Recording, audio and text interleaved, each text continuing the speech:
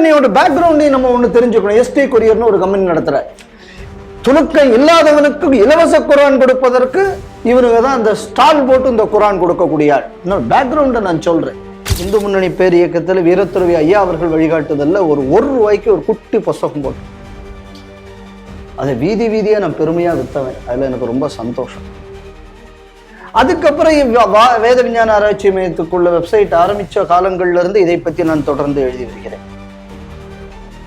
அப்போ அதுக்கப்புறம் திரு வெங்கடேசன் அவர்கள் மறுபக்கம் என்ற நூலை எழுதினார். திராவிட மாயை என்பதை திரு சுப்பு மணியன் அவர்கள் எழுதினார்கள். இதெல்லாம் சொல்லக்கூடிய காலங்கள்ல அதுக்கு பெரிய ஒரு ட்ராக்ஷன் பொலிட்டிக்கல் சர்க்கிள்ல இல்லை. இன்னும் சொல்ல போனா இந்துத்துவ சர்க்கிள்ல கூட இல்லை. ஏன்னா இப்ப இந்த ஆய்வுங்கக்கூடியது உண்மை. இதைத்தான் நாங்களும் சொல்லிக்கிட்டு வரோம் பல காலமா. ஆனா இல்ல, குண்டூசி கூட செய்ய யோக்கியதை இல்லாதவன் தமிழன்னு சொன்னது ஈவேரா. அந்த ஈவேரா தான் எங்க ஆளு நீங்க தான் சொல்லிட்டு இருக்கீங்க. நாங்க சொல்லு, இரும்பு கண்டுபிடிச்சா போய் நாங்க இவ்வளவு ஆற்றல் இருந்தோம். இப்ப குண்டூசி கூட செய்ய தெரியாதவனுக்கு எதுக்குடா சுதந்திரம், வெள்ளக்காரன் நீ ஆண்டுட்டு போன்னு சொன்னது ஈவேரா தானே. அப்ப இந்த வரலாற்று பிழை, இந்த வரலாற்று திரிவுக்கு ஆதரவு தெரிவித்த ஈவேரா சிலை எதுக்கு தமிழ்நாட்டில் வேண்டும்? இதான் என் கேள்வி. அப்ப இந்த தமிழனின் பெருமையை மறக்கடிச்சது யாரு? இதே ஜலகாவ் மாவட்டத்துல தான் ஏற்கனவே கும்பமேளாவுக்கு போகக்கூடிய ரயிலின் மீது கல்வீச்சு நடத்தப்பட்டது. இன்னைக்கு மீண்டும் இந்த மாதிரி ஒருத்தன் சொன்ன உடனே பிடிச்சா அவ்வளவு பேரும் ஜம்ப் பண்ணியிருக்காங்க அப்படின்னு பார்க்கும்போது இதில் சதி பின்னணி இருக்கிறதா என்பதை தீர விசாரிக்க வேண்டும் என்பதற்கு, அதாவது ஞானம் என்பதை கொடுப்பதற்கு ஒரு மனுஷன் வரிஞ்சு கட்டி கொண்டு இருந்தவர். நாட்டில் பலர் என்ன அப்படின்னு சொன்னா, நான் பேசுற ஒரு பேச்சுக்கும் அவன் எழுதுற ஒரு எழுத்துக்கும் எப்படி காசாக்கலான்னு இருக்கக்கூடிய ஒரு உலகத்துல ஒரு உயர்ந்த ஞானத்தை வா வா வான்னு கூப்பிட்டு கொடுக்கக்கூடிய ஒரு தன்மை. அதனால நம்ம இன்னும் அதை போய் குறுக்கமா சொன்னா ஞான கொடைவள்ளல்னு கூட அவரை சொல்லலாம்.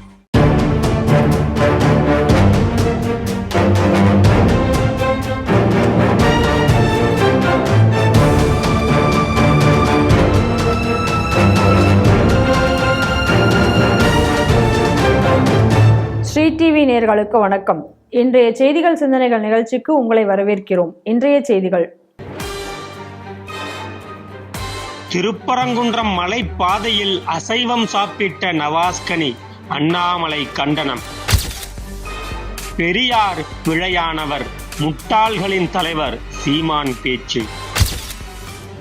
தமிழ் நிலப்பரப்பிலிருந்துதான் இரும்பு காலம் தொடக்கம், ஸ்டாலின். ரயிலில் தீ பரவியதாக வதந்தி, 12 பேர் பலி. தமிழாகரர் பேராசிரியர் சாமி தியாகராஜன் சிவபதமடைந்தார். இந்த செய்திகள் குறித்து நாம் திரு பாலகௌதமன் அவர்களுடன் சிந்திக்க இருக்கிறோம். வாருங்கள் நேயர்களே. வணக்கம் சார். வணக்கம் அம்மா. மத கலவரத்தை ஏற்படுத்தக்கூடிய செயல்பாடுகளில் எம்பி நவாஸ்கனி ஈடுபட்டு கொண்டிருக்கிறார் அப்படின்னு சொல்லிட்டு அண்ணாமலை அவர்கள் கண்டனம் தெரிவித்திருக்கிறார். ஏற்கனவே நம்ம பார்த்ததுதான், திருப்பரங்குன்றம் மலையை பெய்து சிக்கந்தர் மலையாக மாற்றுவதற்காக இந்த இஸ்லாமிய அடிப்படைவாதிகள் தொடர்ந்து முயன்று கொண்டிருக்கதை நம்ம பார்த்து கொண்டிருக்கிறோம். இந்த நேரத்துல என்ன பண்ணாங்க அப்படின்னு சொன்னா, மேல போய் அந்த சிக்கந்தர் தர்காவில் போய் நாங்க ஆடு வெட்ட போகிறோம் அப்படின்னு சொல்லி ஒரு குரூப் கிளம்பி அதுக்காக ஒரு போராட்டம்லாம் நடத்தினாங்க. அதை எதிர்த்து இந்து அமைப்புகள் போராட்டம் நடத்தவே 2 பக்கமும் வழக்குகளை போட்டு போலீசார் அதை தடுத்ததை நம்ம பார்த்தோம். இதற்கு இடையில எம்பி நவாஸ்கனி போய் அந்த தர்காவை நான் ஆய்வு செய்ய போகிறேன் அப்படின்னு சொல்லி அந்த பகுதியில போயிருக்கார். அப்போ போயிட்டு அங்க இருந்த போலீஸ்காரர்களிடம் அவர் ஒரு கேள்வி கேட்டிருக்கார். என்ன கேட்டிருக்காரு அப்படின்னு சொன்னா, இந்த பகுதியில உணவுகளே மேல எடுத்துட்டு போய் சாப்பிட்றதுக்கு தடை இருக்கிறது அப்படின்னு சொல்லி ஏதாவது எழுத்துப்பூர்வமான ஆர்டர் இருக்கா அப்படின்னு சொல்லி கேட்டிருக்காரு. அவர் இல்லை அப்படின்னு சொல்லியிருக்காங்க. அப்ப அவரோட போனவங்க என்ன கேட்டிருக்காங்கன்னா, பார்சல்ல உணவை எடுத்துட்டு இங்க சாப்பிட்றதுக்கு இதுவும் தடை இருக்கிறதா அப்படின்னும் கேட்டிருக்காங்க. இல்லை அப்படின்னு சொன்னோடனே இதை சாதகமாக பயன்படுத்தி கொண்டு மலை படிக்கட்டுகள்ல உட்கார்ந்து பிரியாணியை சாப்பிட்டிருக்கார்கள் அவர்கள். அது சாப்பிட்டதோடு மட்டும் இல்லாம அதை ஒரு போட்டோவா எடுத்து நவாஸ்கனி அவருடைய பேஸ்லயும் ஃபேஸ்புக் பேஜ்லயும் அதை போஸ்டாக போட்டிருக்கிறார்கள். இதை தான் அண்ணாமலை இவர் வேண்டுமென்றே இந்த மாதிரி போய் மத கலவரத்தை ஏற்படுத்த முயற்சிக்கிறாருன்னு சொல்லி கண்டனம் தெரிவிச்சிருக்காங்க. இதுக்கிடையில அந்த மலையில இருக்கக்கூடிய ஒரு சமணர் குகை ஒன்றை பச்சை சாயம் பூசி, பச்சை பெயிண்டுகள்லாம் பூசி அதை ஆக்கிரமிக்க முயற்சி செய்கிறார்கள் அப்படின்னு சொல்லி அந்த ஒரு விவாதமும் போய்கொண்டிருக்கிறது. இதற்கு இடையில எம்பி நவாஸ் கனியிடம் செய்தியாளர்கள் மீட்டிங்கும் பொழுது ஒருத்தர் அங்கே போய் இந்த தர்கா வக்ஃப் வாரியத்துக்கு சொந்தமா என்று கேட்டதுக்கு ஆமாம் அப்படின்னு எம்பி நவாஸ் கனி சொன்ன அந்த வீடியோவை வெளியிட்டதற்காக அவர் மேல வழக்கும் போடப்பட்டிருக்கிறதையும் பார்க்கிறோம். திருப்பி 3-4 விஷயம் பார்க்கணும். நான் திருப்பரங்குன்றத்துக்குள்ள இந்த வரலாறு இதை ஏன் இந்துக்களுக்கு சொந்தம்ங்கிறதை பத்தி பலமுறை ஸ்ரீ டிவியில சொல்லியிருக்கேன். அதனால நான் இப்ப அந்த விஷயத்துக்குள்ள போக விரும்பல. ஆனா நம்ம இப்போ ஒண்ணு மட்டும் தெளிவா கவனிக்கணும். என் பிளேட்ல என்ன இருக்குங்கக்கூடியதை நான் தான் முடிவு பண்ணணும்னு 10 பேர் பேசிக்கிட்டு இருப்பான்ல. இப்ப இதோட நோக்கம் என்ன? நீ ஏன் அங்கவே கறி சாப்பிடணும்? இந்துக்களை அவமானப்படுத்த வேண்டும் என்ற ஒரே ஒரு நோக்கத்துக்காக வேண்டிதான் இந்த வேலையை செய்திருக்கான். ஆனால் இந்த துலுக்க பீஃப் பிரியாணியையும் இவனுக்கு உண்டு திங்கணும், ஸோ இவன் வேணும்னு இவனுக்குள்ள சாப்பாட்டுல எவனோ மண்ணள்ளி போடுறாங்க கூடியதெல்லாம் கிரியேட் பண்றது அயோக்கியத்தனமானதுங்கிறதுக்கு இது ஒரு உதாரணம். இப்ப ஏன் நீ அங்க போய் அதை சாப்பிடணும்? அப்ப நீ ஏன் மாட்டை வேணும்னு வெட்டணும்னு நினைக்கிற? ஏன்னா இது அவனுக்கு இந்துக்களுக்கு அது ஏற்புள்ளாதது, அதனால நான் வெட்டணும்னு நினைக்கிறேன்.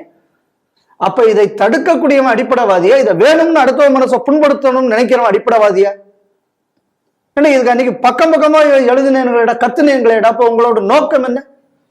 ஏன் உங்களை நபி அதான் வெட்ட சொல்லியிருக்காரு பக்ரீதுல. பக்கர்னா என்ன அர்த்தம்? ஆடுன்னு தானே அர்த்தம். ஆடை தானே வெட்ட சொல்லிருங்க. அப்ப நீ ஏன் மாட வெட்டுற? அப்ப இதுதானே உன் நோக்கம். சரி, இப்ப இந்த இடத்துல போய் உனக்கு ஆட்டுக்கிட்டே திங்கணும்ங்கிறியே. அப்ப ஏன் இந்துக்கள் அதை புனிதமாக நினைக்கக்கூடிய காரணத்தினால தானே நீ அதை போய் செய்யற? அதான் அண்ணாமலை நீ கேட்டிருக்காரு. இது கலவரம் தூண்டக்கூடிய நோக்கத்தை தவிர என்ன நோக்கம் என்று இன்னைக்கு அவர் கேட்டிருக்காரு. என்ன தப்பு இருக்கு? ரெண்டாவது, எழுத்துப்பூர்வமாக ஆர்டர் இருக்கிறதா அங்க கொண்டு போறதுக்கு?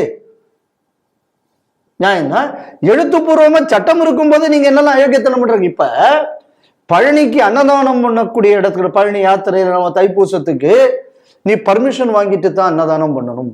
நீ பர்மிஷன் வாங்காமல் அன்னதானம் பண்ணா உனக்கு 1000 ரூபாய் ஃபைனு. இப்ப எழுத்துப்பூர்வமா இப்ப ஆர்டர் போடுறீங்களே. ஏன்டா பழனி யாத்திரைக்கு போறவனுக்கு அன்னதானம் பண்றவனுக்கு ஃபைன் போடக்கூடிய நீ ஒரு இந்துக்களுக்குள்ள ஒரு புனிதமான இடத்துல அசிங்கப்படுத்தக்கூடியவனுக்கு எதிராக உனக்கு எழுத்துப்பூர்வமா ஆர்டர் போடுறதுக்கு மனசு இல்லைன்னா இந்த அரசாங்கத்தின் நோக்கம் என்பது திருப்பரங்குன்றத்தை அவமானப்படுத்த வேண்டும் என்பதை தவிர வேற எதுவும் இருக்க முடியாது.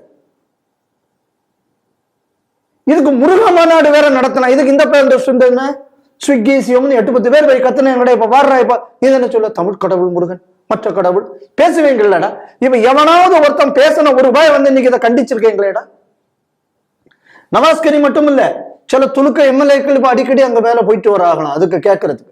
இப்ப என்னோட நவாஸ்கனியோட பேக்ரவுண்டையும் நம்ம ஒண்ணு தெரிஞ்சுக்கணும். எஸ்டி கொரியர்னு ஒரு கம்பெனி நடத்துற, துலுக்க இல்லாதவனுக்கு இலவச குரான் கொடுப்பதற்கு இவனுங்க தான் அந்த ஸ்டால் போட்டு இந்த குரான் கொடுக்கக்கூடிய ஆள். பேக்ரவுண்ட நான் சொல்றேன்.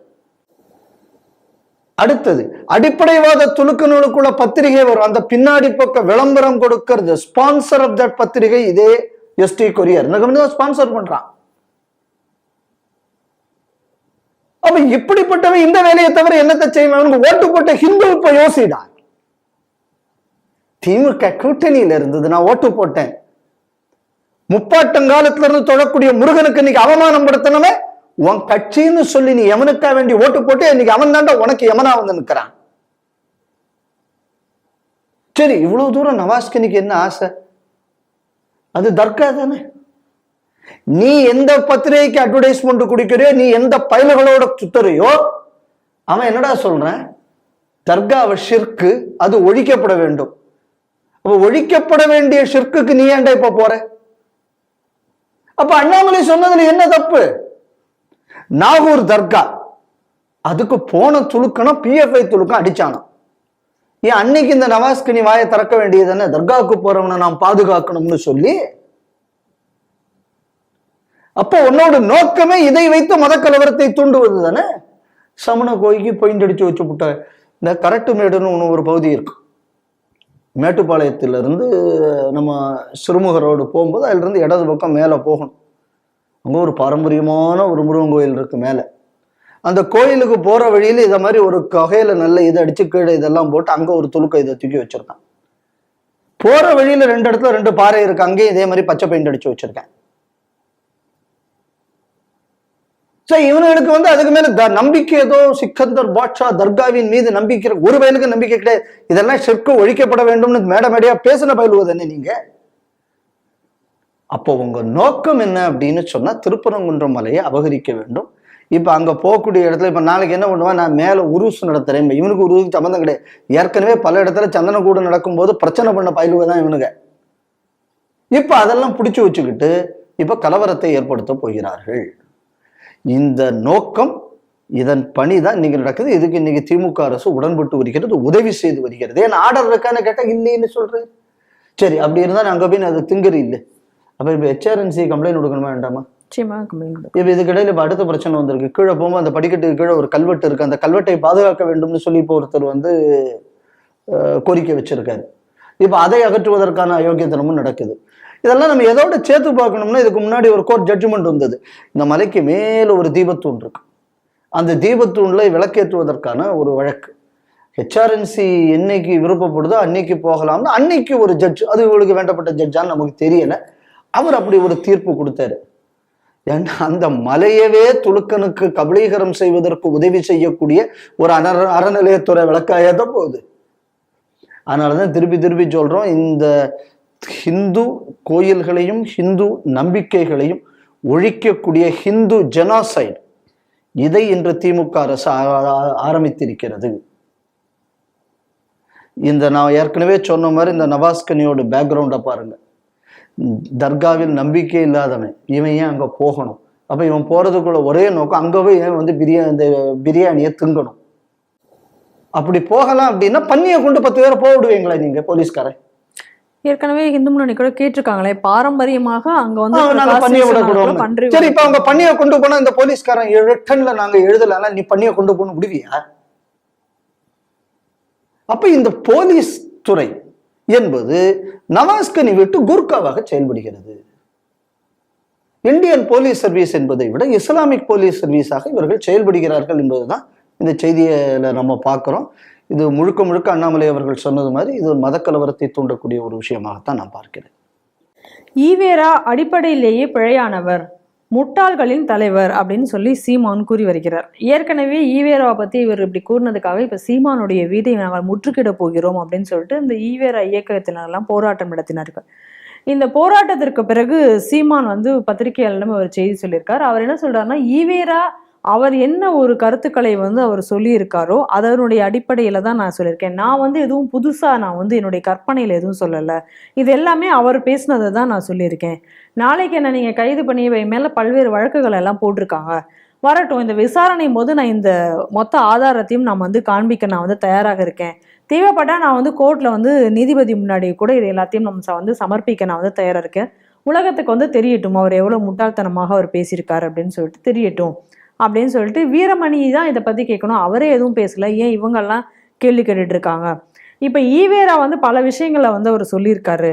இப்ப அவர் வந்து பெண் விடுதலை பத்தி எல்லாம் பேசும் பொழுது கர்ப்பப்பையை வந்து எடுத்துன்னு குழந்தை பெற்றுக்கூடாது இதெல்லாம் சொல்லியிருக்காரு.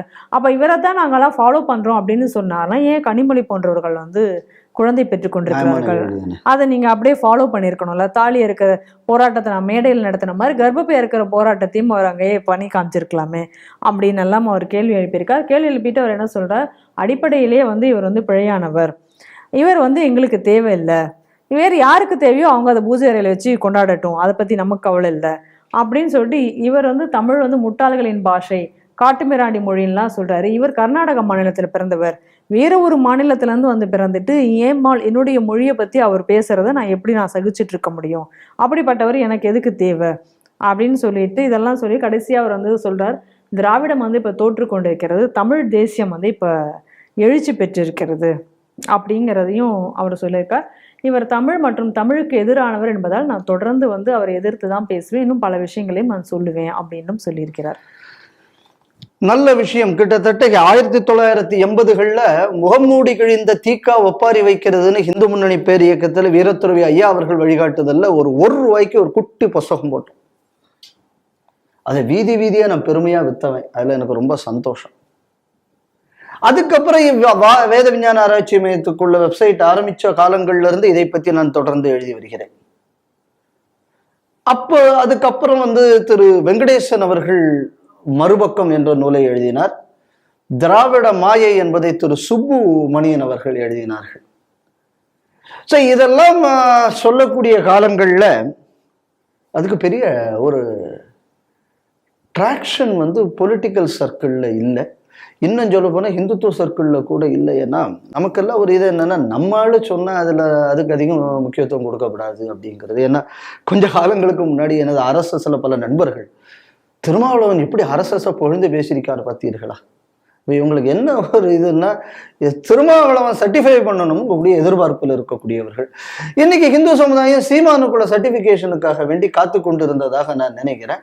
ஏன்னா அவர் பலருக்கு யாரு தமிழன்னா அவர் சர்டிஃபிகேட் கொடுக்கறதுனால அவரோட அந்த சர்டிஃபிகேஷனுக்காக வேண்டி இவர்கள் நம்ம ஆடுகளும் காத்து கொண்டு இருந்தார்கள்ங்கக்கூடியது கொஞ்சம் வருத்தத்துக்குரிய விஷயம். இதனாலதான் முன்னாடி இருந்து சொல்லிக்கிட்டு இருக்கேன், இந்த ஈவேராங்கக்கூடிய ஒரு பிம்பம் இதை உடைச்சாச்சுன்னா இது எல்லாமே க்ளோஸ் ஆயிடும். இந்த பிம்பத்தை நான் உடைக்க வேண்டும்ங்கக்கூடியது என்னோட அபிப்பிராயம். பல காலமாக சொல்லி வருகிறேன். வருத்தத்துக்குரிய விஷயம் என்னன்னா, பாஜகவிலே அவர்களுக்குள்ள விழாவிலை கொண்டாடக்கூடிய ஒரு வழக்கத்தை கூட இவர்கள் வைத்திருந்தார்கள். இப்ப நம்ம சொல்லி செய்யல, சீமான் சொல்லியாவது இவர்கள் செய்தாச்சுன்னா நான் ரொம்ப சந்தோஷப்படுவேன். சீமான் இன்னைக்கு ஒரு சரியான விஷயத்தை சொல்லி இருக்கிறார். அவர் இந்த விஷயம் எதெங்க வேண்டும் என்றாலும் நான் இதை சொல்வேன் என்று சொல்கிறார். திரு சீமான் அவர்களுக்கு அவர் நம்மளுக்கிட்ட நீ எனக்கு தேவையில்லைன்னு அவர் சொல்லுவார். ஏன்னா அவருக்குள்ள இது என்னெல்லாம் ஆதாரங்கள் வேண்டுமோ எங்களிடம் இருக்கக்கூடிய ஆதாரங்களை நாங்கள் அவருக்கு கொடுப்பதற்கு தயாராக இருக்கிறோம். ஏன்னால் இது உடைக்கப்பட வேண்டிய பின்பம் என்பதில் மாற்று கருத்து எதுவும் இல்லை. அடுத்தது நம்ம எதை கவனிக்கணும் அப்படின்னா, நானும் ஸ்ரீ டிவியில் நான் ஒரு வேண்டுகோளை வைக்கிறேன். அந்த வேண்டுகோள் என்ன அப்படின்னு சொன்னா, அந்த ஈவேராவுக்குள்ள இவர் என்னென்னலாம் இவர் சொல்லியிருக்கார் இருக்கக்கூடியதை ஒரு தொடராக ஸ்ரீ டிவியில் வெளியிட வேண்டும். இந்த வேண்டுகோளை நான் மீண்டும் ஸ்ரீ டிவியிடம் வைக்கிறேன். ஸ்ரீ டிவி இதை செய்யும் என்று நம்புகிறேன். அடுத்தது நான் எதை கவனிக்கணும் அப்படின்னு சொன்னா, கனிமொழியை பத்தி இதெல்லாம் பத்தி கூட நம்ம இந்து முன்னணி மேடைகள் 1980களிலேயே பலர் பேசியிருக்கிறோம். இந்து முன்னணி ஆரம்ப காலங்கள்ல இருந்து இது பேசப்பட்டு இது எந்த கருத்தும் புதிய கருத்து இல்லை.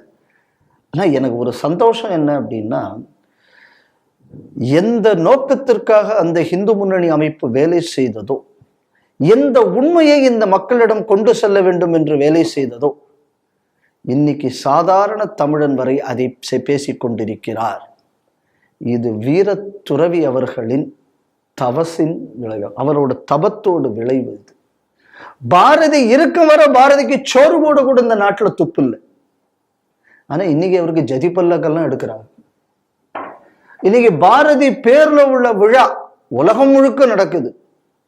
அவர் பேர்ல பல புத்தக வெளியீடுகள்லாம் நடக்குது. இதுக்கெல்லாம் நம்ம வேல்யூ போட்டோம்னா குறைஞ்சபட்சம் ஒரு வருஷம் 100 கோடி ரூபாய்க்கு அதுக்கு ஒரு வேல்யூ தேரும். ஆனா பாரதி இருக்கும்போது தெருக்கோடுல ஒரு ரூபாய் சோறு கூட கொடுக்கல அந்த பெரிய மனுஷனுக்கு. நான் இன்னைக்கு அந்த மாதிரி எங்க வீரத்துறவி பத்தி நான் நினைக்கிறேன். எந்த ஒரு விஷயம் இந்த மாநிலத்துக்கு, இந்த மனித இனத்திற்கு ஒவ்வாதது என்று அவர் சொன்னாரோ, இன்று ஒரு சாதாரண மனிதன் கூட இன்று அதை பற்றி பேசி வருகிறார். திராவிடம் அழிந்து விட்டதுங்கக்கூடியது தெரிந்த விஷயம்தான். ஆனா எனக்கு ஒரே ஒரு விஷயம் என்னன்னா, இவர் திருப்பி எப்ப இவர என் தாத்தான்னு சொல்லுவாருன்னு தெரியாது சீமான். ஏன்னா அவர் காலைல ஒண்ணு சொல்லுவாரு, சாயங்காலம் ஒண்ணு சொல்லுவார். அவர் எப்ப என்ன சொல்லுவாருன்னு தெரியாது. ஆனால் காற்றுள்ள போதே தூற்றிக்கொள்ளுன்னு சொல்லி இந்த கருத்து தவறுதான்ங்கக்கூடியத பாஜகவோ இல்லைன்னா அந்த இந்துத்துவ அமைப்புகளோ யாருமே இதை எஸ்டாப்ளிஷ் பண்ற மாதிரி அதை கொஞ்சம் பெரிய விஷயமாக்குவதற்கு முனையவில்லை என்ற வருத்தமும் எனக்கு இருக்கிறது. ஏன்னா இந்த ஆளை முதல்ல எக்ஸ்போஸ் பண்ணது இந்த அமைப்புகள் தான். அது நம்ம எழுதின ஆர்டிக்கிளோ இல்ல நீதிமன்றத்தில் வைத்த வாதங்களாக இருக்கலாம். இல்ல வெங்கடேசன் அவர்களுக்குள்ள பணி என்பது இதுல ஒரு அளப்பரிய பணி. ஈவேரா மறுபக்கம் எழுதினாரு. அதே மாதிரி இப்ப புதுசா இன்னொரு புத்தகம் எழுதியிருக்காரு, மறைக்கப்பட்ட பெரியார். நிறைய விஷயங்கள் அவரை தொகுத்திருக்கிறார். திரு சுப்பிரமணியன் அவர்கள் திராவிட மாயையில் இந்த மாதிரி பல விஷயங்கள் எழுதியிருக்கிறார். அதனால இதன் விளைவுதான் இன்னைக்கு இப்படி வந்திருக்கு. முகமூடிகள் இந்த தீக்க ஒப்பாரி வைக்கிறதுன்ற கோபால்ஜியின் ஆரம்பம் தான். அதுக்கப்புறம் நம்ம விஎஸ்ஆர்சியிலயோ இல்ல ஸ்ரீ டிவிலையோ பலது பண்ணியிருக்கோம். எல்லாத்துக்கும் தொடக்க புள்ளிங்கிறது வீரத்துறவி தானே. நிச்சயமாக. அடுத்தது நம்ம எதை கவனிக்கணும் அப்படின்னா, அவர் சில கேள்விகள் கேட்கிறார். இந்த மாதிரியான கேள்விகள் இந்து முன்னணி மேடைகளில் நம்மளும் முன்னாடி கேட்டிருக்கோம். அப்ப சொல்லுவான், என்ன சக்தி வாய்ந்த இறைவனின் கோவிலுக்கு பூட்டிச்சாவி எதற்கு? அப்ப இந்த பக்கத்துல இருந்து பலவர் பேசுவாங்க. என்ன பேசுவாங்கன்னா, அவ்வளவு கற்புள்ள தீக்காகரம் கொண்டாட்டி பாவடை ஜாக்கெட் வைக்கடான்னு கேட்ட ஆட்களும் இன்னைக்கு வரை பதில் சொன்னதில்லை. இன்னும் கேவலமாக பேசி இருக்கிறார்கள். ராமர் பிறந்த இடத்தில் தான் உனக்கு கோவில் கட்ட வேண்டும் என்றால் பிறந்த இடத்தில் கோவில் கட்ட வேண்டியதானே. இதெல்லாம் வீரமணி பேசினதுதான். அதுக்கு நம்ம பதில் சொல்லியிருக்கோம். ராமனுக்கு தெளிவாக தெரியும் தசரதன் என் தந்தை, கோசலை என் தாய், நான் பிறந்த இடம் அயோத்தி. ராமனுக்கு தெரியும் நான் பிறந்த இடம். அதெல்லாம் வால்மீகி கரெக்டா சொல்லியிருக்காரு. இன்னும் சொல்ல போயாச்சுன்னா ஸ்லோகங்களே இருக்கு. அயோத்தியால இருந்து எவ்வளவு தூரத்துல இது இருக்குங்கிறது இதுக்கு அட்ரஸ் தெரியும். எவன் ஒருத்தனுக்கு தான் தகப்பன் யார் என்று தெரியாத அவன் தான் ஊர் எல்லாரையும் தகப்பன் தகப்பன்னு கூப்பிட்டுக்கிட்டு இருப்பான். அதனால யாருக்கெல்லாம் சந்தேகம் இருக்கோ அவர்களெல்லாம் அங்கே கட்டுங்கள், விவரம் தெரிஞ்சவன் தெரிஞ்ச இடத்துல கட்டட்டும். இப்படி எல்லாம் இந்து முன்னணிக்காரர்கள் ஒரு காலத்தில் பதில் கொடுத்திருக்கிறார்கள். இன்னைக்கு இதே விஷயங்களை இன்னைக்கு சீமான் சொல்லி வருகிறார்.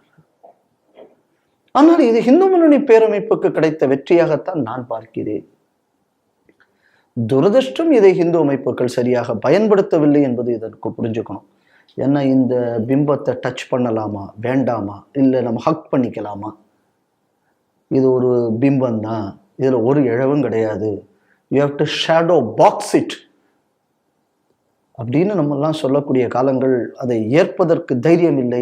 இன்று தைரியமாக சீமான் அதை செய்கிறார். சீமானுக்கு இன்னைக்கு அதற்கான ஆதரவும் கிடைக்கிறது.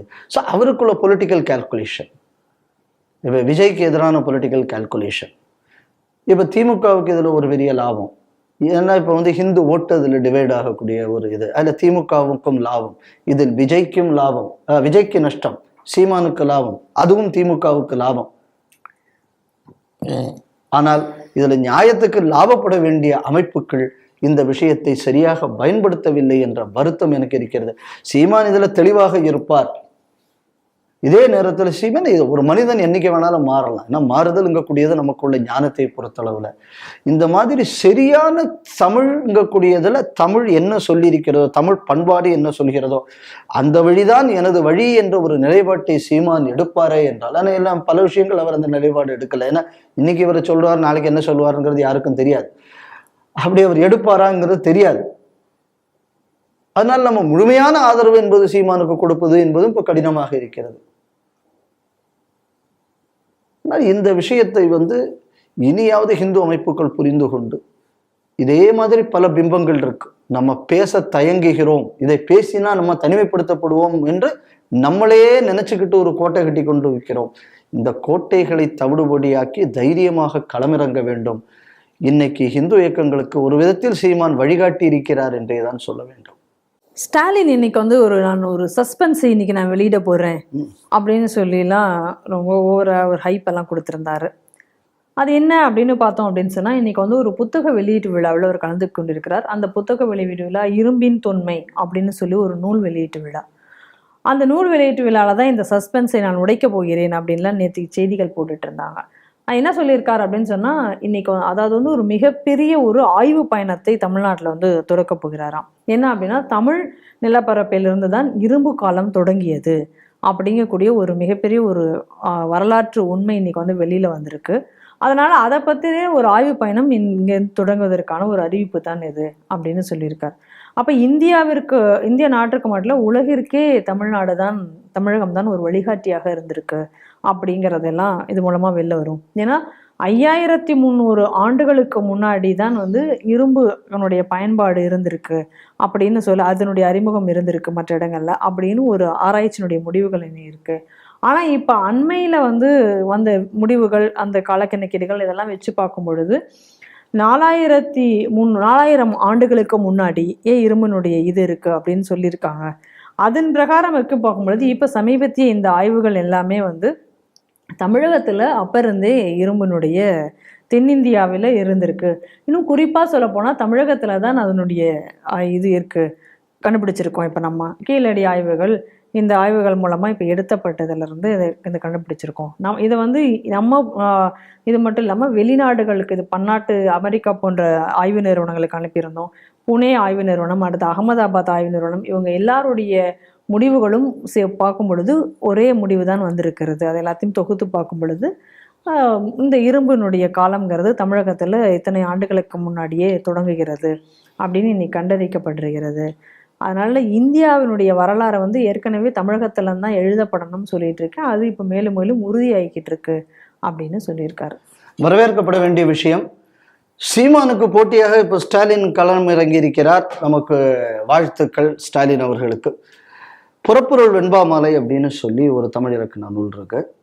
9ஆம் நூற்றாண்டு கிட்ட அதுக்கு காலம் கணிக்கப்பட்டு இருக்கிறது. ஏன்னா அந்த கால கணிப்பெல்லாம் நம்ம வந்து பெருசாக நம்புறதுக்கு இல்லை. ஏன்னா இப்போ ஸ்டாலின் சொல்கிற மாதிரி ஒவ்வொரு காலங்கள் ஒவ்வொரு ஆள் அவங்க சௌரியத்தை கவனித்தது 9ஆம் நூற்றாண்டுன்னு வச்சோம். அதில் என்ன சொல்லியிருக்காங்க? கல் தோன்றி மண் தோன்றா காலத்தே வாளுடன் முன்தோன்றிய மூத்த குடி தமிழ் குடி அப்படின்னு சொல்லியிருக்காங்க. இதை தமிழர்கள் இதை ஏற்றுக்கொள்வார்கள். சரி, அப்போ எப்படா வாளுடன் முன்தோன்றிய மூத்த குடி? ஏன்னா குழந்தைன்னா வாழோடையா வரக்கும்? பகுத்தறிவு கேட்கணும் இல்ல? இந்த கேள்விக்கு பதில் எங்க இருக்குன்னா பாகவத மகாபுராணத்துல இருக்கு. பாகவத மகாபுராணத்துல மத்ஸ்யாவதாரத்தை பத்தி சொல்றாங்க.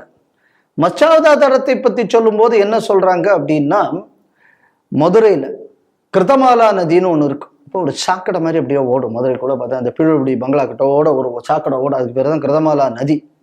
நம்ம திராவிடத்திலையும் தமிழ் இங்கிலீஷையும் வளர்த்து எடுத்து சோழியை முடிச்சுட்டோமே. ஸோ அந்த கிருதமாலா நதிக்கரையில சத்தியவிரதன் என்ற ஒரு திராவிட தேசத்தரசன், அந்த திராவிட தேசத்தரசன் அந்த கிருதமாலா இதில் நீர்க்கடன் செய்யும் போது அவன் கையில வந்து ஒரு மீன் சிக்கித்து, அப்புறம் அந்த மீன் வளர்ந்தது அப்படின்னு அந்த புராணம் போகும், மத்ஸ்ய புராணம்.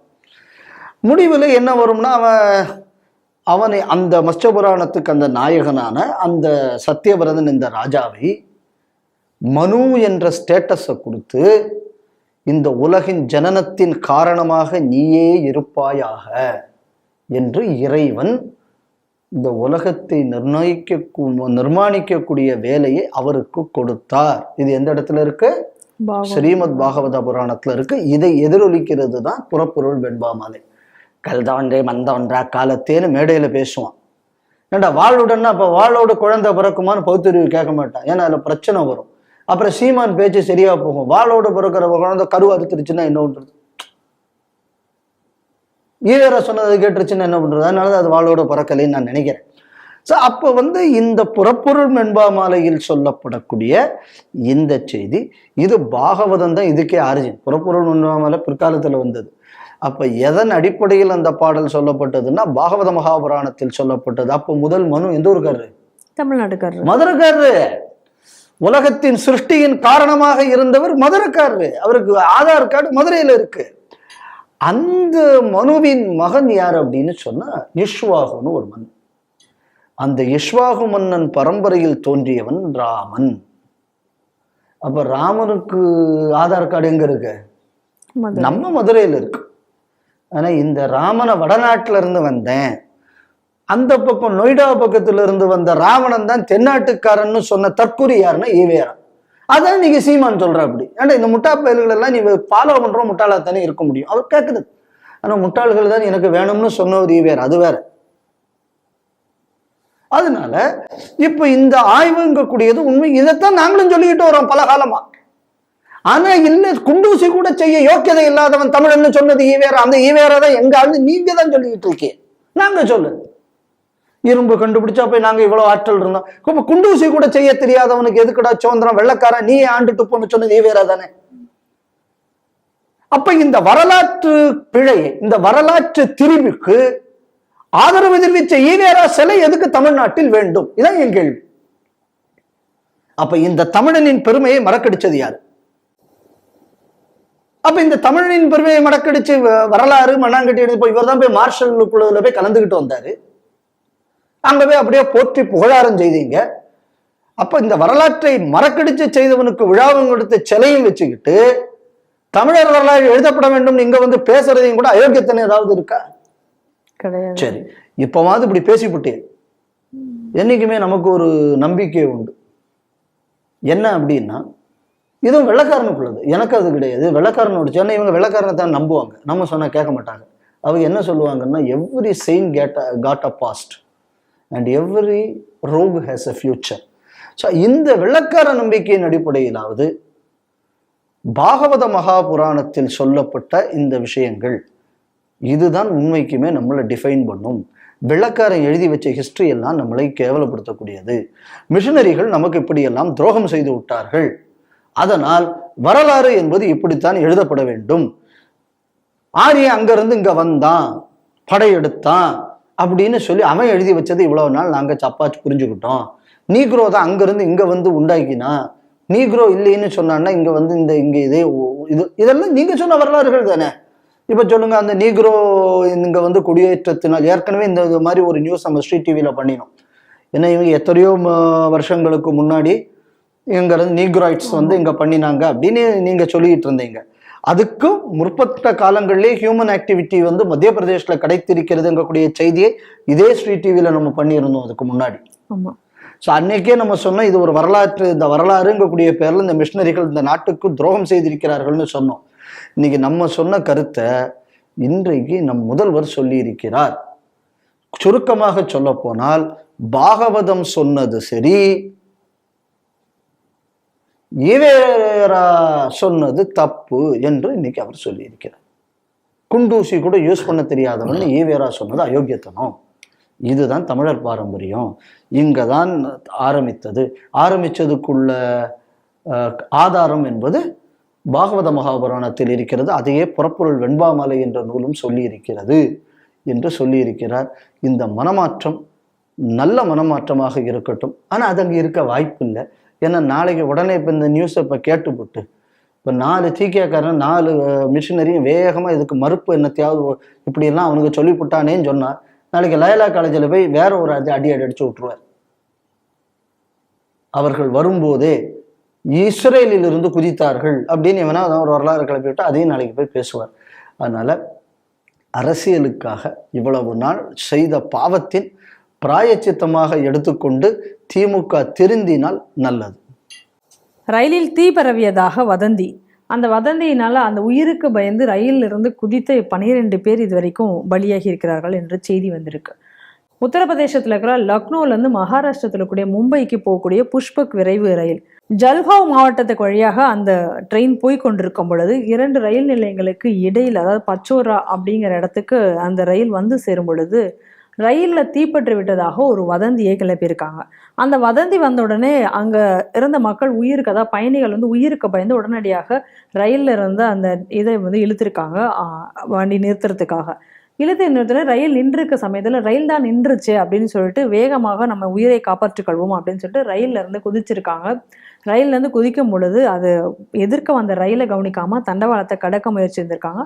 அந்த பக்கத்துல இருந்து பெங்களூர்லேருந்து வந்த ஒரு விரைவு ரயில் வந்து இவர்கள் மேலே மோதி அந்த ஸ்பாட்லேயே வந்து பல பயணிகளினுடைய உடல்கள் சிதறி இருந்திருக்கு. அதில் 12 பேரோட உடலை கண்டுபிடிச்சிருக்காங்க. அவங்க அந்த இடத்துலயே உயிரிழந்திருக்காங்க. சில பேர் காயம்பட்டு மோசமான நிலையில் மருத்துவமனையில் இருக்காங்க. இன்னும் எத்தனை பேர் இறந்திருக்காங்கன்னு தெரியல, ஏன்னா உடல்கள் சிதறி இருக்கனால கண்டுபிடிக்க முடியல அப்படின்னும் கூறுகிறார்கள்.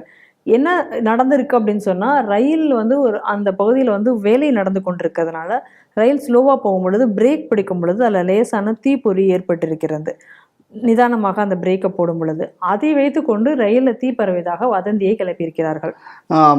அது எனக்கு அந்த செய்தியில் ஒரு நம்பிக்கை இல்லை. ஏன்னா நான் வேற ஒரு இதில் படிக்கும்போது ரயில்வேலேருந்து ரொம்ப தெளிவாக சொல்லியிருக்காங்க, அந்த மாதிரி எந்த ஒரு ஃபயரும் நடக்கலை அப்படிங்கிற மாதிரி ரயில்வேலேருந்து ஸ்டேட்மெண்ட் வந்திருக்கு. என்ன அதில் என்னென்னா, சில ஐவிட்னஸ் அக்கௌண்ட்ஸ் அவங்க சொல்லும்போது இதை முதல்ல சொன்னது யாருன்னா ஒரு டீ விற்கக்கூடிய ஒரு பையன் தான் முதல்ல இந்த செய்தியை சொன்னதாக சொல்கிறாங்க. இந்த டீ விற்கிறவன் அதை சொன்ன உடனே என்ன பண்ணியிருக்காங்கன்னா அந்த டீ விற்கிற பையன் தான் அந்த இதை பிடிச்சி இழுத்ததாகவும் சொல்லப்படுகிறது. இது ஐ விட்னஸ் அக்கௌண்ட்ஸ் பேப்பரில், வடக்க உள்ள பேப்பரில் நான் படித்ததில் நான் தெரிஞ்சுக்கிட்டது. நடந்த உடனே இந்த மாதிரி ஒரு சம்பவம் நடந்திருக்கிறது. இது எதனால நடந்தது என்பது ஆய்வு செய்யப்பட வேண்டும் என்பதற்காகத்தான் இந்த செய்தியில் நான் வந்து முக்கியத்துவம் கொடுக்கக்கூடியது. இதே ஜல்காவ் மாவட்டத்தில் தான் ஏற்கனவே கும்பமேளாவுக்கு போகக்கூடிய ரயிலின் மீது கல்வீச்சு நடத்தப்பட்டது.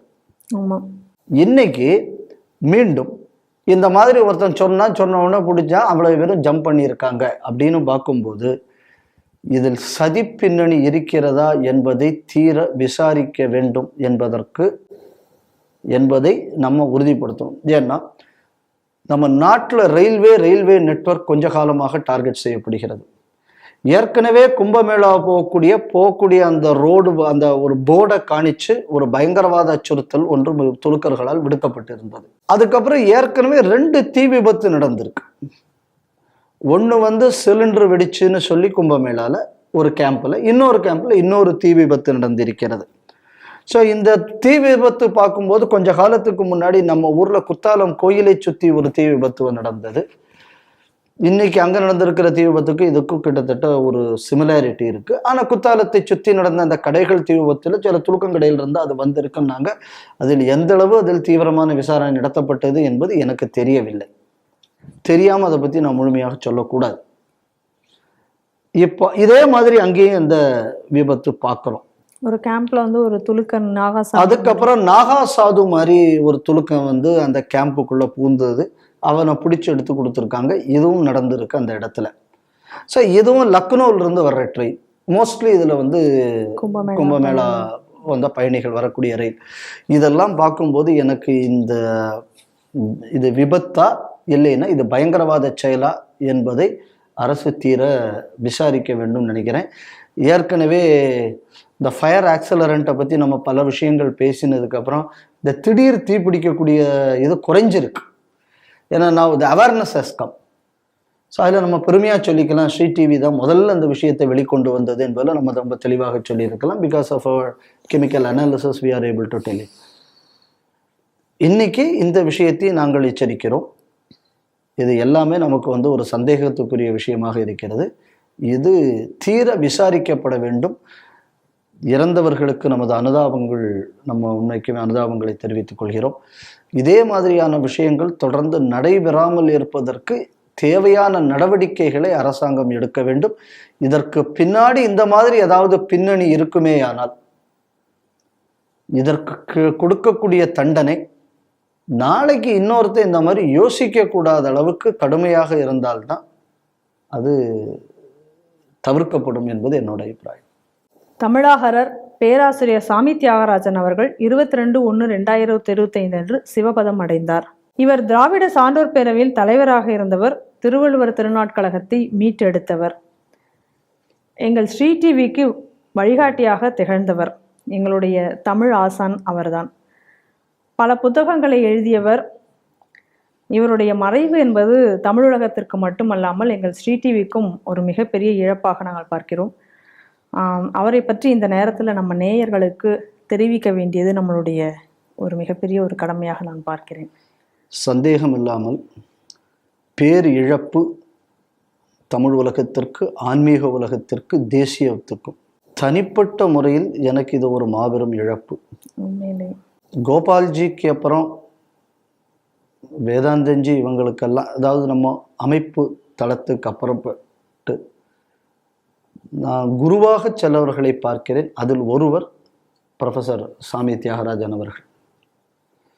எனக்கு அவர் முதல் அறிமுகம் வழக்கறிஞர் கார்த்திகேயன் அவர்கள் வழியாகத்தான் எனக்கு அறிமுகம். அந்த நேரத்தில் தமிழ் வருஷ பிறப்பை கருணாநிதி அரசு மாற்றும் போது அதை நான் சேலஞ்சு பண்ணி கோர்ட்டில் கேஸ் போட்டிருந்த நேரம். அப்போ இங்கு அயனாவரத்திலிருந்து ஒரு கிறிஸ்தவர், அவர் இந்த தாமஸ் கட்டுக்கதை என்பதை ஒன்று கட்டவிழ்த்து விட்டார். அப்புறம் அவர் இந்த சைவ சித்தாந்தம், பைபிள் ஒப்பாய்வுன்னு எல்லாம் சொல்லி பலதை கிளப்பி பல தவறான விஷயங்களை இது பண்ணார். அந்த நேரத்தில் அட்வொகேட் கார்த்திகேயன் அதை கேஸ் போடுறது சம்பந்தமாக ஏதோ அவங்கள்ட்ட பேசிக்கிட்டு இருக்கும்போது என்ன கூப்பிட்டார். நீ தமிழ் வருஷத்துக்கு கேஸ் போட்டு போராடிக்கிட்டு இருக்க, சார் ஒருத்தர் இருக்கார், அவர் நிறைய தமிழ் இதெல்லாம் சொல்கிறார், நீ வா அப்படின்னு கூப்பிட்டுருந்தார். கார்த்தி அண்ணன் கூப்பிட்டாங்கன்னு நான் முதல்ல அவங்க வீட்டுக்கு போகிறேன். அப்போ தான் எனக்கு ப்ரொஃபஸர், முதல்ல எனக்கு ப்ரொஃபஸர் அறிமுகமானது. அப்போ தான் அறிமுகமானதுலேருந்து இன்னைக்கு வரைக்கும் ப்ரொஃபஸரை நான் வேறாக நான் பார்க்கல. இன்னைக்கு வர அது ஏதோ ஒரு குடும்பத்துக்குள்ள ஒரு ரிலேஷன்ஷிப் மாதிரி தான் ப்ரொஃபஸரை நம்ம பார்த்துக்கிட்டு இருக்கோம். ப்ரொஃபஸர்கிட்ட ரொம்ப இது நான் நிறைய தமிழில் ஒரு விஷயம் சொல்லுவாங்க, கல்விக்கு அழகு பணிவு. அதை நீங்கள் ப்ரொஃபஸர்கிட்ட பார்க்கலாம். எவ்வளவோ நபர்கள்ட்ட பழகிறேன், தமிழ் உலகத்திலையும் சரி, ஆன்மீக உலகத்திலையும் சரி. அவர் நான் இவ்வளவு படிச்சிருக்கேன், நான் இப்படிப்பட்ட ஆளு அப்படின்னு சொல்லி ஒரு நாள்ல அவர் வந்து அந்த கர்வத்தில் யார்கிட்டையுமே ஒரு டிஸ்டன்ஸ் மெயின்டைன் பண்ணது கிடையாது. ஆனா அவர் அவர் டிஸ்டன்ஸ் மெயின்டைன் பண்ணுவார். எப்போ பண்ணுவாருங்கிறது எனக்கு தெரியும். பொய் சொல்றது, ஏமாத்துறது, அகம்பாவத்தோடு நடக்கிறது, இந்த மாதிரி யாரு செய்தாலும் எங்க ப்ரொஃபஸர் விட்டு வைக்க மாட்டார். இது நம்ம ப்ரொஃபஸருக்குள்ள ஒரு தனிப்பட்ட சிறப்பு.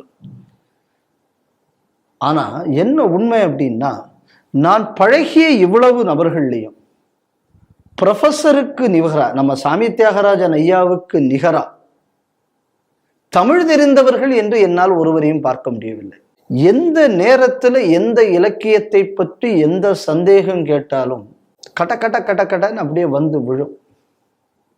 இன்னும் அவர் ஐயாட்ட ஒரு பெரிய இது என்ன அப்படின்னா, அடிக்கடி அவர் சொல்லித்தான் நம்ம படிச்சது அவர் சொல்லிதான். அதனால அது வந்து ஏதோ நம்ம கண்டுபிடிச்சதுன்னு இல்லை. நீ எந்த இலக்கியத்தை படிக்கிறாய், ஏன்னா அடிக்கடி இது எல்லா இடத்துலையும் கோட் பண்றதும் உண்டு. கற்க கசடர கற்பவை கற்றபின்னுக்கு சமண ஆசிரியர்கள் உரையை அவர் தான் எனக்கு சொல்லி கொடுத்துருக்காரு. கற்க, எந்த சாத்திரத்தை கற்கிறாயோ அதன் வழியிலேயே அதை கற்க. இதை நமக்கு சொல்லிக் கொடுத்ததே ப்ரொஃபஸர் தான். இது அந்த உரை என்பது அல்ல. எந்த இலக்கியமாக இருந்தாலும் அதை அந்த வழியிலேயே அவர் கற்றார், அந்த வழியிலேயே மட்டுமே தான் அவர் நமக்கு சொல்வார். அதனால ஒரு சான்றோருக்கு அழகு என்ன அப்படின்னு சொன்னா, இதுதான் சரி என்று சொன்னால் பிறழாமல் அதில் அவர் இருப்பது. மேடைக்காக தன்னை மாற்றிக்கொள்ள மாட்டார், விருதுக்காக தன்னை மாற்றிக்கொள்ள மாட்டார், பணத்துக்காக தன்னை மாற்றிக்கொள்ள மாட்டார், புகழுக்காக தன்னை மாற்றிக்கொள்ள மாட்டார். தன் கொண்ட கொள்கை எதுவோ அதற்காகவே அவர் சரியாக நிற்பார். அதுக்குன்னு சொல்லி ஒரு ஃபேசிஸ்டும் கிடையாது. பல விஷயங்கள் அவருக்குள்ள நாலேஜுக்கு முன்னாடி நம்மெல்லாம் கால் தூசிக்கு இறம்பெற மாட்டோம். சில விஷயங்கள்ல நம்ம மாறுபட்ட விஷயம் சொல்லுவோம், ஆர்கியூ பண்ணுவார். தெளிவான ஆதாரங்களோடு அதுக்கு இது மாற்று அப்படின்னு நம்ம சொன்னோம்னா அது ஏற்றுப்பார். ஏன்னா நம்ம முன்ன பல தப்புகளை அவர் நமக்கு திருத்தி இருக்கார். அதுக்கு அவருக்கு உரிமை உண்டு. அவர் கடல். அதனால தான் தமிழ் ஆகாரம்னாங்க. நம்ம ஏமாத்திரம் அவருக்கு நிச்சயமாக சில விஷயங்கள்ல சில மாற்றுக்கிறது உண்டு. அப்ப அவருங்கிட்ட ஒரு விஷயம் சொல்லுவாரு, கம்பன் சொன்ன குணங்களிலேயே மிக உயர்ந்த குணம் என்ன என்றால் பிழை உடன்படுதல். அதைத்தான் ராமாயணத்தில் கம்பன் ஒரு பெரிய விஷயமாக சொல்லியிருக்கிறார். இது கம்பன் சொன்னான்கக்கூடியதை மேடையா எல்லாரும் பேசுவாங்க. ஆனால் அந்த கம்பன் சொன்ன குணம் என்பதை எனக்கு தெரிந்து அந்த நிலையில் இருந்த ஒரு மனிதன் பின்பற்றி இருப்பார் என்றால் அது ப்ரொஃபஸரை தவிர வேற யாரும் இருக்க முடியாது. அவர் கம்பன் என்ற ஒரு மானிடன்னு ஒரு நூல் எழுதியிருக்கார். ஒரு மனிதர் அவர் எழுதக்கூடிய, அவர் சொல்லக்கூடிய விஷயத்தை தானும் கடைபிடிக்க வேண்டும் என்று வாழ்வது, அதுவும் இந்த காலத்துல,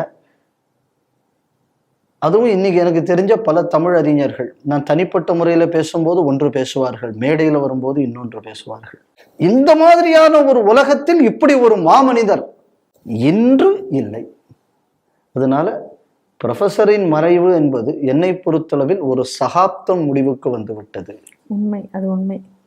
இதை ஒரு சாதாரண ஒரு மறைவாக நான் பார்க்கவில்லை. உண்மைதான். அவரிடமிருந்து இன்னும் நம்ம கற்றுக்கொள்ள வேண்டிய விஷயம் ஏராளம் இருக்கிறது. ஆனா அதுக்கு முன்னாடி அவர் போயிட்டார்.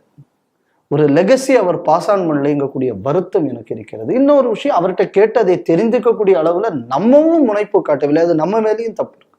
அது வேணா உண்மையான விஷயம். அதுக்கப்புறம் அவருக்குள்ள ஃபைட்டிங் ஸ்பிரிட், இந்த வழக்கு தமிழ் வருஷ பிறப்பு வழக்கெல்லாம் போட்டு அதுக்கப்புறம் தான் இவர் எனக்கு அறிமுகமாறாரு.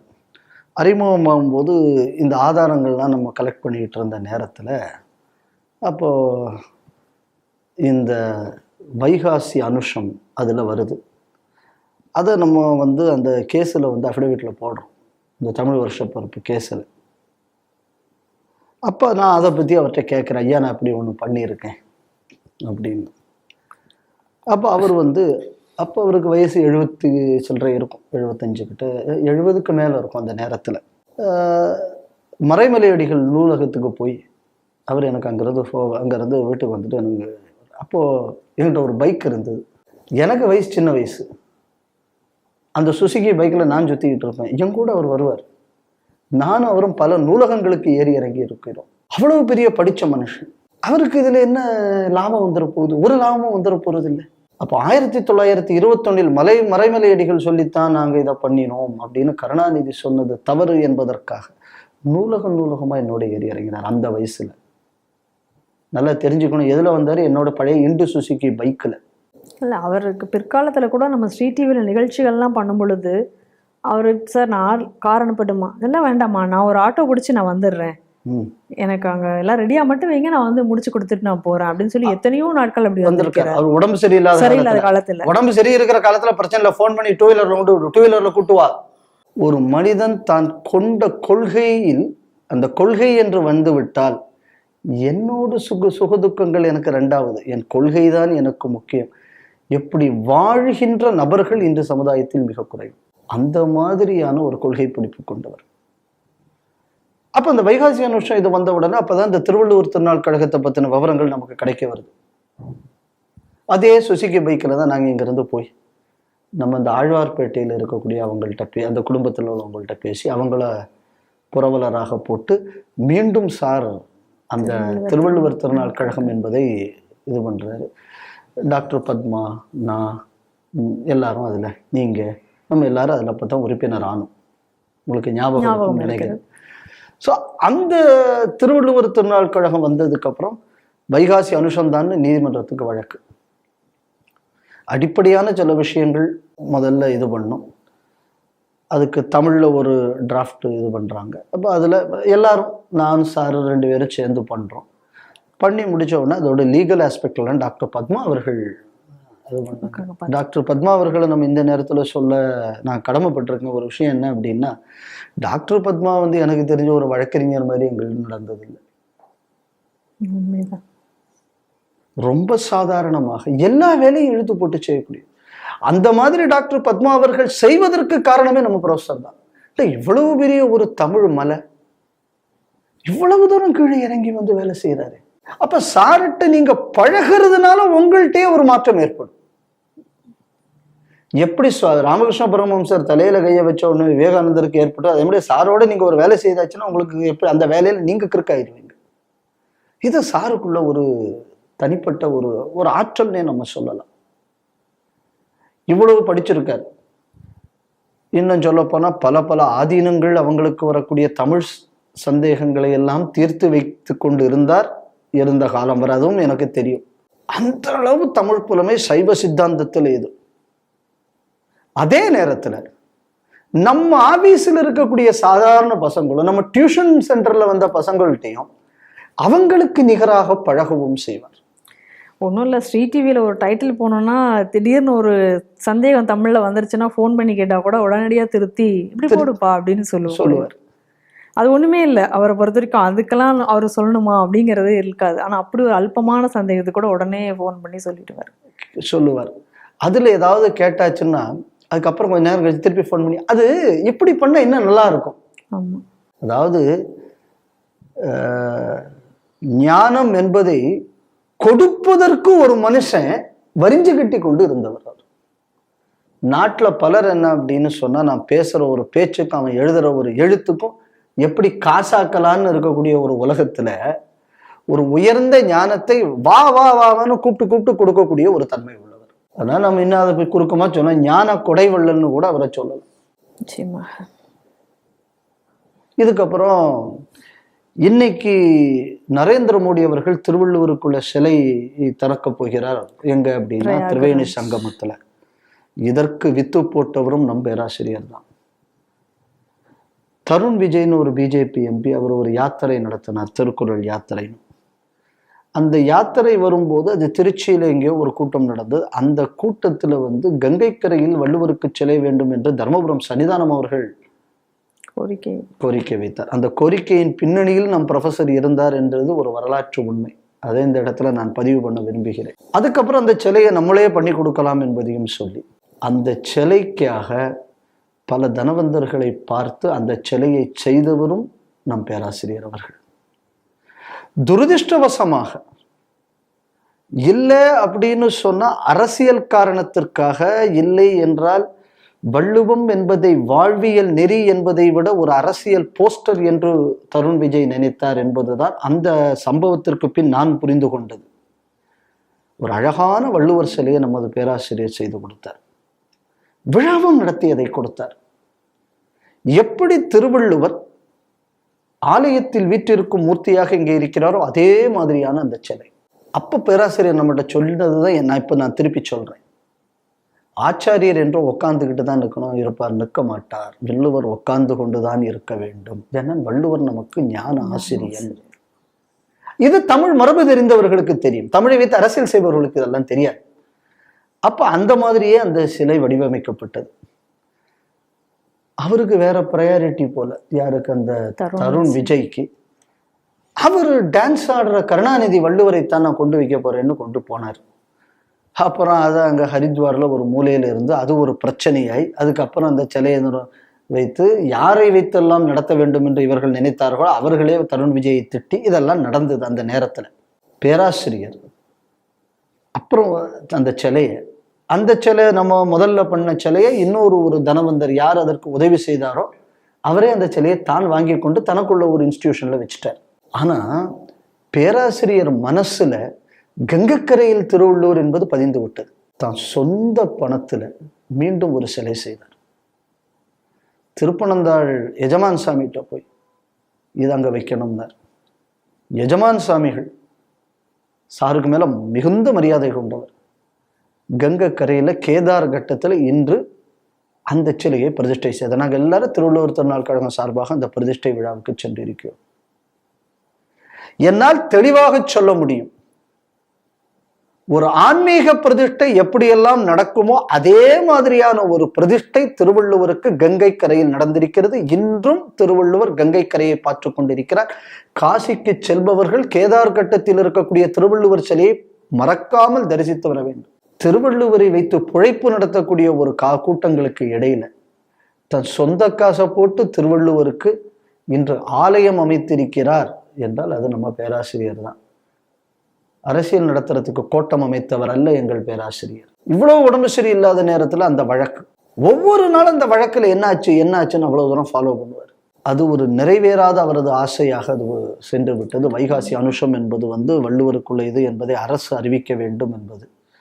அதனால பேராசிரியர் அவர்களுக்கு நாம் அஞ்சலி என்று ஒன்று செலுத்த வேண்டும் என்றால் பேராசிரியர் அவர்கள் விட்டு சென்ற பணி வைகாசி அனுஷம் வள்ளுவர் பிறந்த தினம். இது அரசு அங்கீகரித்து இதையே அரசு விழாவாக நடத்த வேண்டும் என்பது பேராசிரியருக்குள்ள கடைசி ஆசையாக நான் நினைக்கிறேன். கண்டிப்பாக கடைசியாக தமிழ்நாட்டில் தொல்காப்பியத்துக்கு முழுசாக வகுப்படுத்தவர் எனக்கு தெரிஞ்ச ப்ரொஃபஸர். அந்த ஒரு மரபை தொடர்வதற்காக நானும் ப்ரொஃபஸர்கிட்ட பேசிக்கிட்டு இருந்தேன். அதுக்கடையில் ப்ரொஃபஸர் வேற நம்ம central institute of classical Tamil செம்மொழி ஆய்வு மையத்தில் அதிலெல்லாம் அங்கே வெவ்வேறு பணிகளை கொடுத்தாங்க. அதில் அவர் பிஸி ஆயிட்டார். அதனால நம்மளால் அதை தொடர முடியவில்லை. இல்லைன்னா அந்த விஷயத்தை நான் ப்ரொஃபஸர்கிட்ட சொன்னேன், ப்ரொஃபஸர் அதை பண்ணணும்னு. இன்னொரு ஆசை ப்ரொஃபஸர் பண்ணது என்ன அப்படின்னா, சில திருக்குறள் உரைகளில் சில பிரச்சனைகள் இருக்கு, அதெல்லாம் சரி செய்து அதையெல்லாம் உறுதி செய்ய வேண்டும் என்ற ஒரு ஆசையும் பேராசிரியரிடம் இருந்தது. அது ரெண்டும் அவருக்கு போயிடுச்சு. அதனால இது ரெண்டும் ஒரு காலத்தில் நடக்கும். பாரதி கண்ட கனவு எப்படியெல்லாம் நடந்தது, பாரதின்னு சொன்ன உடனே தான் ஞாபகம் வந்தது. என் குருநாதன் பாரதி அப்படின்னு ஒரு நூல். இந்த நூல் அவர் கனகலிங்கம் எழுதியது. அவர் என்ன அப்படின்னா, முதலில் பாரதியார் பூணூல் வைத்து யாருக்கு பூணூல் போட்ட பட்டியலினத்தை சார்ந்தவர். அந்த நூலை பதிப்பித்து அதை ஆங்கிலம் ஹிந்தி ஆகிய மொழிகளில் மொழிபெயர்த்து இதை உலகறிய செய்தவரும் நம் பேராசிரியர். பெரிய புராண சிந்தனையின் அவருக்குள்ள நூலாக இருக்கலாம், இல்ல கம்பன் என்ற ஒரு மாறிடன் திருக்குறள் உரை விபரீதம், சொன்னால் விரோதம் ஆயினும் சொல்கிறேன். இந்த மாதிரி நமது பேராசிரியர் எழுதின ஒவ்வொரு புஸ்தகங்களும், அது பேராசிரியர் அடிக்கடி சொல்லுவார், ஏன்னா நிறைய பேர் பிஹெச்டி புக்கா எழுதியிருக்கீங்களா, உங்க புக்கை யாரா ரெஃபர் பண்றாங்க இன்னைக்கு உலகத்துலன்னு அடிக்கடி கேட்பார். ஆனா பேராசிரியர் எழுதிய ஒவ்வொரு புத்தகமும் இன்று சிடிவியில நாங்க சொல்லக்கூடிய பல விஷயங்களுக்கு எங்களுக்கு இந்த ரெஃபரன்ஸாகவும் இருந்து கொண்டிருக்கிறது. வரும் காலங்களில் சரியான சைவ சித்தாந்தம், சரியான தமிழ், சரியான வள்ளுவம் இதெல்லாம் யாருக்காவது தெரியணும் அப்படின்னு ஒன்றுன்னா, நீங்கள் படிப்பதற்கு ஒரு முதற் படிக்கல்லாக இருக்கு. உங்களுக்கு அந்த ஒரு ஓரியன்டேஷன் சரியாக இருக்கணும்னா நீங்க பேராசிரியர்களுக்குள்ள புத்தகங்களை நாம் படிக்க வேண்டும். பேராசிரியர் இன்னும் கொஞ்ச காலம் இருந்திருந்தால் நான் சொன்ன இந்த விஷயங்கள் விட்டு சென்ற இந்த தொல்காப்பியத்தின் தொடர்பு முடிச்சிருக்கலாம்.